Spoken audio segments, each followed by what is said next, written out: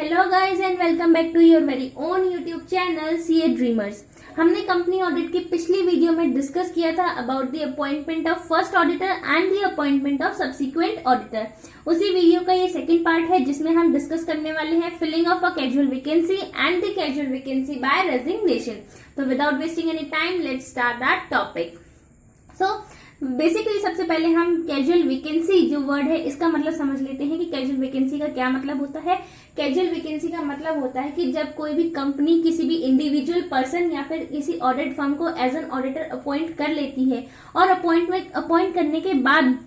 वो ऑडिटर कोई ऐसी डिस्क्वालिफिकेशन इनकर कर देता है जिसकी वजह से वो इनएलिजिबल हो जाता है to be appointed as an auditor, तो उसे अपना वो ऑफिस छोड़ना पड़ता है, जिसकी वजह से हम कहते हैं कि there is a casual vacancy in the office of auditor.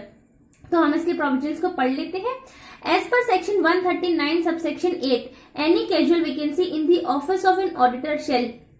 according to the section 139 subsection 8 क्या है first provision that in the case of a company other than a company whose accounts are subject to audit by an auditor appointed by the comptroller and auditor general of India। हमने अपने पिछले video में ये discuss किया था कि government company के case में जो ऑडिटर है उसे अपॉइंट करता है controller and auditor general of India जो कि है कैग, यानी कि इसके अलावा कौन सी कंपनीज हो, नॉन गवर्नमेंट कंपनीज, यानी कि इन the case of a non government companies casual vacancy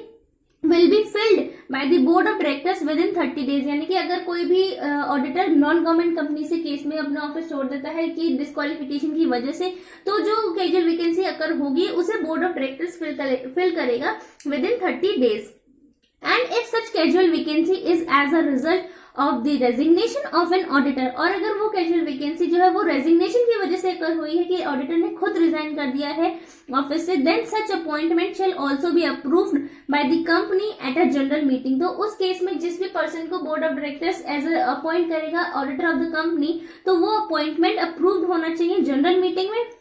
which is convened within 3 months of the recommendation of the board, जो कि बोर्ड ऑफ डायरेक्टर्स के उस पर्सन को एज एन ऑडिटर अपॉइंट करने के लिए जब वो रिकमेंड करेगा तो उसके 3 महीने के अंदर अंदर जनरल मीटिंग हेल्ड होनी चाहिए कंपनी में।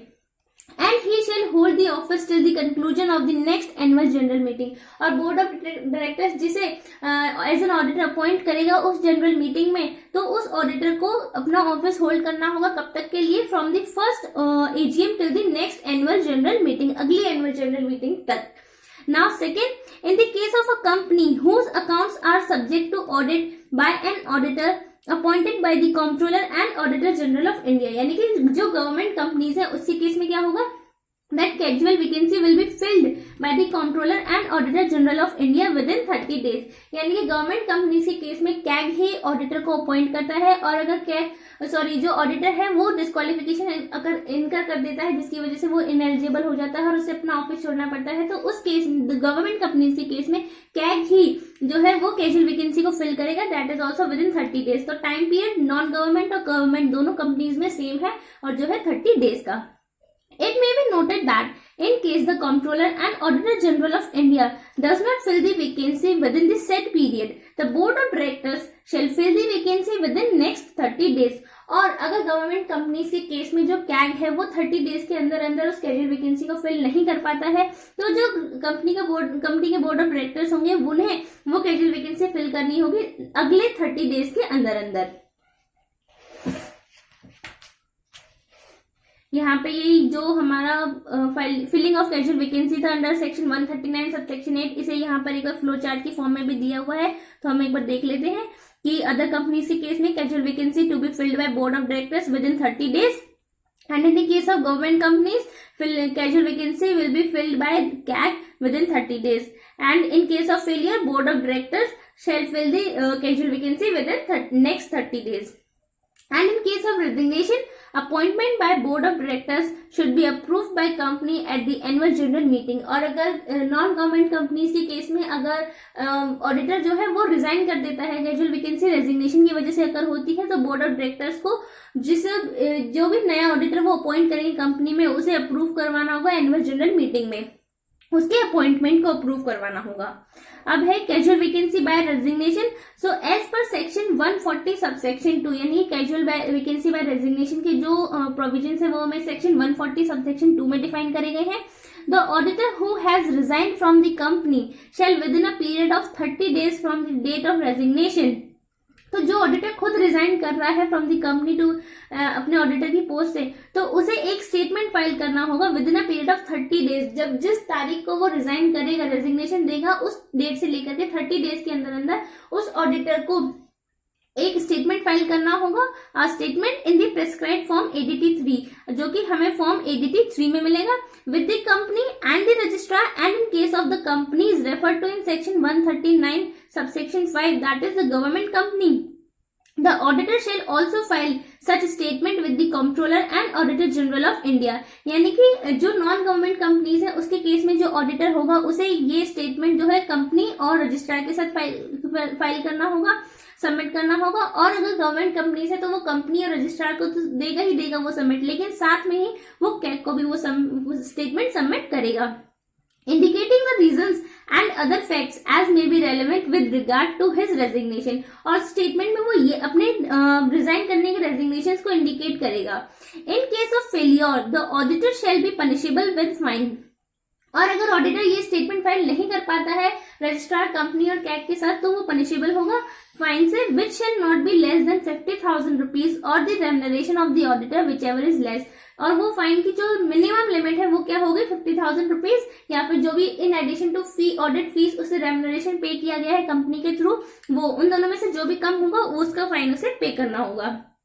But which may extend to 5 lakh rupees as per section 140 subsection 3। But section 140 subsection 3 के अकॉर्डिंग उसका फाइन जो है वो मिनिमम अमाउंट से बढ़ करके 5 लाख तक जा सकता है, लेकिन उसका जो फाइन होगा वो 5 लाख के बियॉन्ड नहीं जाएगा।